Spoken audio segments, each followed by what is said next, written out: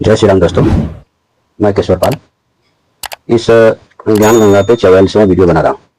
इस वीडियो में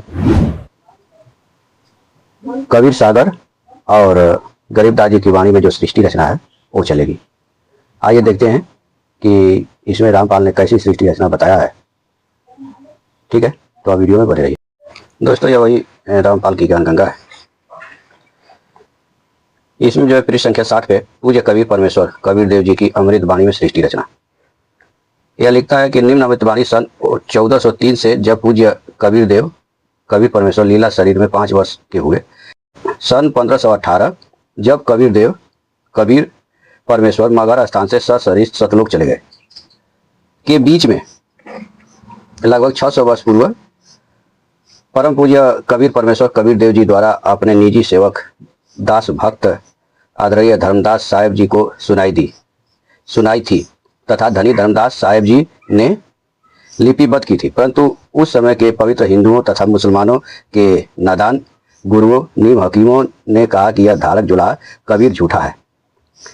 किसी भी सदग्रंथ में श्री ब्रह्मा जी, श्री विष्णु जी तथा श्री शिव जी के माता पिता का नाम नहीं है। दोस्तों, हमारी जो वीडियो है इसके पहले वाली देवी भागवत में शिव पुराण में सृष्टि रचना है, पवित्र देवी महापुराण में सृष्टि रचना, उसमें जाकर आप देख सकते हैं कि ब्रह्मा विष्णु और शिव के कोई माता पिता नहीं है। ये तीनों अविनाशी है। यह रामपाल जो है झूठा जो है प्रचार करता है और कबीर साहब को भी बदनाम करता है दुष्ट। इनका जन्म मृत्यु नहीं होता, न ही पवित्र वेद व पवित्र कुरान शरीफ आदि में कबीर परमेश्वर का प्रमाण है। आप मेरी वीडियो देखिए, इसके पहले वाली में कुरान में हमने दिखाया है कि कबीर नामक कोई परमेश्वर नहीं होता है। कुरान में कबीर शब्द, कबीरा शब्द आया है, वह बड़ा या महान के लिए आया है। जैसे कबीर शब्द का ही कबीरा शब्द आया है। जैसे एक चौपाई है, शीतजल पावक गगन समीरा, 5 तत्व मिल बना शरीरा। तो समीरा और शरीरा जो लास्ट में आ रहा है, समीरा और शरीरा, ये ऐसा ही जो है कबीरा कबीर ये सब शब्द उसमें आया है।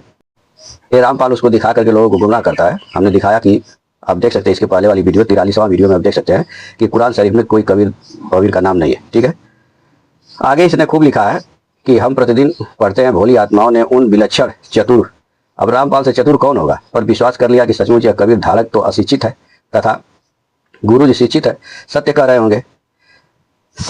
आज वही सच्चाई प्रकाश में आ रही है तथा अपने सर्व पवित्र धर्मों के पवित्र सदग्रंथ साक्षी हैं।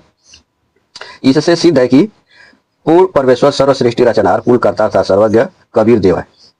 तो दोस्तों, हमने आज से पहले जितनी भी वीडियो बनाई है, हमने समय समय पर दिखाया है कि वेद में भी कबीर देव शब्द जो है कबीर देव बार बार प्रयोग करा है। कबीर देव तो एक कबीर प्लस देव है, ना कि कबीर देव नामक कोई परमात्मा की बात हो रही है। तो वेद में, कुरान में, बाइबिल में, गुरु ग्रंथ साहिब में जहाँ भी कबीर शब्द आया है वह जो है कबीर दास जी के लिए नहीं आया है। हमने अपनी वीडियो में आपको दिखा दिया है। मेरी पहले ही वीडियो देखेंगे तो उसमें हमने बताया है कि रामपाल चतुर कपटी और ठग है, इसके जाल में फंसने वाले दास दासियां नीच गंवार और मूर्ख है। उसमें हमने कुरान में भी कबीर दिखाया है, वेद में भी दिखाया है और सदग्रंथ साहिब गुरु ग्रंथ साहिब में दिखाया है, जन्म साखी में दिखाया है। आप वहां से जाके देख सकते हैं, कहीं कबीर का नाम नहीं है। हाँ, कबीर शब्द है। तो वेद में कबीर शब्द, कबीर देव जैसे शब्द है, ये कबीर देव आया तो ये संधि से आया है। कुरान में जो कबीर शब्द आया है वह जो है सर्वोपरि बड़ा या महान के लिए आया है और विशेषण के तौर पर आया है।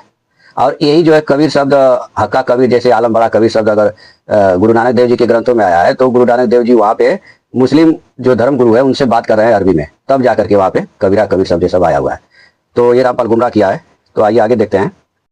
कृपया पाठक पढ़े निम्न अमृत वाणी परमेश्वर कबीर साहब जी द्वारा उच्चारित है। कहा कबीर दास जी उच्चारित कर रहे हैं कि धर्मदास ये जग बौराना कोई न जाने पद निर्वाणा। फिर यहाँ पे दोस्तों जो है कि इसमें हम ज़्यादा अगर पूरा पढ़ने लगूंगा तो इसी में कुछ समय चला जाएगा। मैं ये दिखाना जो चाहता हूँ, मैं आगे पढ़ के वो बता रहा हूँ। अब मैं तुमसे कहूँ चिताई त्रिदेवन की उत्पत्ति भाई। ठीक है, माया अष्टंगी पिता निरंजन वे जम दारुण वंशन अंजन, पहले की निरंजन राय पीछे से माया भुजाई। यानी जो ये पुरुष है, जो परमात्मा है, जो सत्पुरुष है, वो पहले निरंजन को पैदा किया, फिर माया को पैदा किया। माया रूप देख अति शोभा देव निरंजन तन मन लोभा। माया का रूप देख करके देव निरंजन का मन डूल गया। काम देव धर्मराज सताए देवी को तुरंत दिखाए। अब दोस्तों यहाँ पे देखिए ये लेखक जो क्या लिख रहा है कि कामदेव धर्मराज सताए और देवी को तुरंत दिखाए। यानी ये धर्मराज यानी निरंजन को काम सताया, काम वासना जागृत हुई तो देवी को खा गया। दोस्तों, अगर किसी को काम वासना जागृत होगी तो क्या खाएगा? किसी लड़की को देख करके उसको बलात्कार करेगा, दुष्ट, ऐसा यहाँ पे गलत चीज लिखा है। सतलोक में की न दुराचारी काल निरंजन दिन न निकारी। दुराचार कहाँ हो रहा है? सतलोक में। अब इसको निकाल देता है वो। फिर धर्मराज को हिकमत की नख रेखा से भग कर लेना, यानी ये धर्मराज जो है भग भी बना दिया नाखून से चीर करके, और जो परमेश्वर है वो ये सब बनाता नहीं है। धर्मराय किन भोग विलासा माया को रही तव्यासा, तीन पुत्र अष्टंगी जाए ब्रह्मा विष्णु नाम धराए। आगे देखिए, तो यहाँ पे दोस्तों तीन देव और अवतारा ताको भजे सकल संसारा, तीन गुण का यह विस्तारा धर्मराय मैं कहो पुकारा, तीन गुण तीनों की भक्ति में भूल पड़ो संसार, कहे कभी निज नाम बिन कैसे उतरे पार। तो दोस्तों इसमें जो है यही चीज जो है यहाँ पे गरीबदास जी की जो अमृत बाणी है उसमें भी लगभग यही लिया है कि धर्मराय की मन भागी विषय वासना संग से जागी, यानी यहाँ पे धर्मराय के जो है मन में विषय वासना जागृत हो जाती है। और ब्रह्मा विष्णु महेश्वर माया धर्मराय का राज पठाया, 1.25 लाख उपजे निज हंसा, 1 लाख बिन से निज वंशा, यानी 1.25 लाख रोज उपजेगा और 1 लाख रोज मरेगा खाएगा। पांचों तत्व प्रलय माई सतगुरु रजगुरु तमगुरु झाई, 8 अंग मिली है माया पीन ब्रह्मांड सकल भरमाया। तो यह माया का जो अंग है वो 8 है, 5 तत्व है और 3 गुण है, रजगुरु तमगुरु सतगुरु। तो यहाँ पे लगभग ये गरीबदास जी सही लिख रहे हैं, लेकिन फिर भी इसमें दिखाने का रामपाल का एक ही मकसद है कि वो जो है कि कोई काल है, उसकी पत्नी का नाम अष्टंगी है और उसके ब्रह्मा विष्णु महेश 3 पुत्र है। तो इसमें ये पता नहीं चला अष्टंगी और निरंजन जो काल है इसके माता पिता कौन है, इसकी उत्पत्ति कहाँ से हुई है। तो इसको हम देखने के लिए सीधे अनुराग सागर में चलेंगे और वहाँ पे इसकी कथा को आगे देखेंगे और फिर विचार करेंगे। दोस्तों यह कबीर सागर संपूर्ण 11 भाग, खेमराज श्री कृष्णदास प्रकाशक मुंबई। दोस्तों इसमें संपूर्ण सृष्टि रचना जो है वह एक अनुराग सागर में मिलती है। यहाँ से इसका है अनुराग सागर 14 पृष्ठ है। सृष्टि की उत्पत्ति सत्पुरुष की रचना, प्रथम पुरुष शब्द प्रकाशा, दीप लोक रचि किन्न निवासा, यानी पहला जो है वो सत्पुरुष जो है शब्द उच्चारण किया, उससे दीप की रचना करी। फिर यहाँ पे 16 सूत्र का प्रकट होना, 16 सूत्र में ये देखिए एक काल निरंजन भी है। 5वें शब्द जब पुरुष उच्चारा काल निरंजन भव अवतार है, यह काल निरंजन है।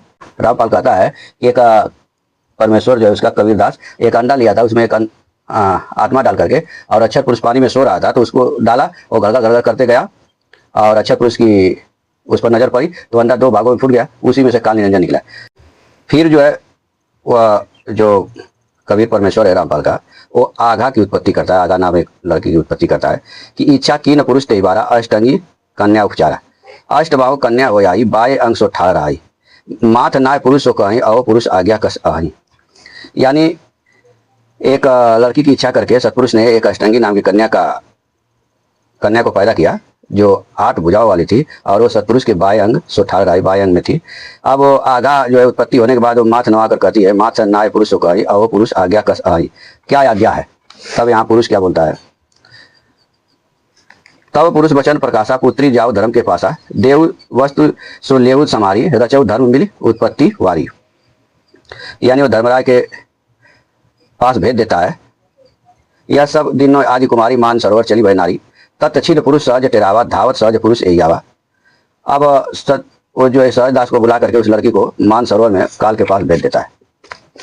अब यहाँ पे जो रामपाल लिखा था निरखत धर्म से भय अधिरा, ये यहाँ पे निरखत धर्म सु भयो अधीरा अंग अंग सब निरख शरीरा, धर्मराय कन्या का ग्रासा काल स्वभाव सुनो धर्मदासा, कि निग्रास काल अन्यायी तब कन्या चित विष में लाई। अब वो जो है कन्या को ये काल घोट जाता है। अब घोट जाता है तो सतपुरुष का चरित्र देखिए, इसका जो है दिमाग क्या काम करता है। पुरुष का साप निरंजन प्रति, तब लक्ष्य जीव निज ग्रासन करो, सवा लक्ष्य नित्य प्रति विस्तर हो। अब वो साप देता है निरंजन को कि जाओ 1 लाख जीव का रोज खाओ और 1.25 लाख विस्तार करो। तो फिर यह जो है सतपुरुष वचन जोगजीत प्रति जाकर रहो धर्म वही देशा, स्वर्ग मृत्यु पताल नरेशा, उधर फार के बाहर आवे धर्म विदार उदार फल पावे, धर्म राय सो कहो बिलोई वह नारी अब तुम्हारी होई। अब दोस्तों जो लड़की को घोटा था काल, अब सतपुरुष क्या करता है कि उसका जो पेट फाड़ करके काल का उस नारी को लड़की को निकाल देता है और कहता है कि धर्म राय सो कहो बिलोई वह नारी अब तुम्हारी होई। अब वो उसे कहता है निरंजन से कि यह नारी अब तुम्हारी होगी, जाओ। यानी दोस्तों आपने इस वीडियो में क्या देखा, यह रामपाल जो है आधा अधूरा छापा था, माया और निरंजन से सृष्टि रचना दिखाया था, जबकि इसको दिखाना चाहिए शुरू से, ताकि जनता के सामने उसका जो इसका परमेश्वर है उसका चरित्र सामने आवे कि आखिर वो है कैसा। तो दोस्तों आपने इसमें देखा कि एक सत्पुरुष है, वह जो है अपने शब्द शक्ति से लोक की रचना करता है और उस लोक में निवास करता है और फिर अपने शब्द शक्ति से 16 पुत्रों को उत्पन्न करता है। उसमें एक काल निरंजन है। वह काल निरंजन जो है कि दुष्ट है। अब सत्पुरुष, वह काल निरंजन जो है कि 70 युग तक तपस्या करता है। सत्पुरुष उसको जो है 21 वरमान दे देता है। रामपाल के अनुसार जो है उसमें लिखा हुआ है कि वह 21 वरमान उसको दे देता है। तो फिर जो है सत्पुरुष से फिर काल निरंजन याचना करता है कि कुछ बीज दो, खेत दिए हो तो कुछ बीज दो, इसमें बोने के लिए कुछ रचना करो।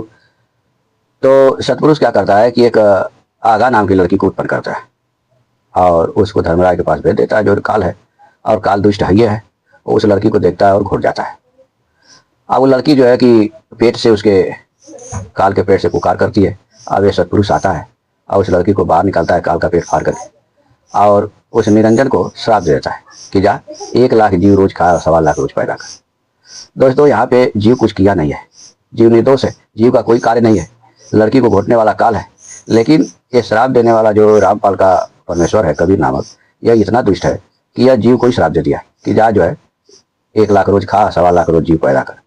अब इन सबों की जो ये दुष्टपना वाली कहानी है, अब इस कहानी को अगर हम सत्य माने तो दोस्तों हमको फंसाने वाला, हमको इस काल लोक में भेजने वाला तो स्वयं ये रामपाल का दुष्ट कबीर परमेश्वर है। यह काल को श्राप नहीं देता तो हम लोगों को नहीं खाता, लेकिन श्राप दिया इसीलिए जो है हम लोगों को खाता है। तो कुल मिला जुला के दोस्तों यह एक कहानी जो इन लोगों ने कर रखी है। इस कहानी का एक ही मकसद है कि जो वेद पुराण, जो हमारे पुराणों में जो सृष्टि रचना बताई गई है, संसार की उत्पत्ति बताई गई है, उसको जो है ये लोग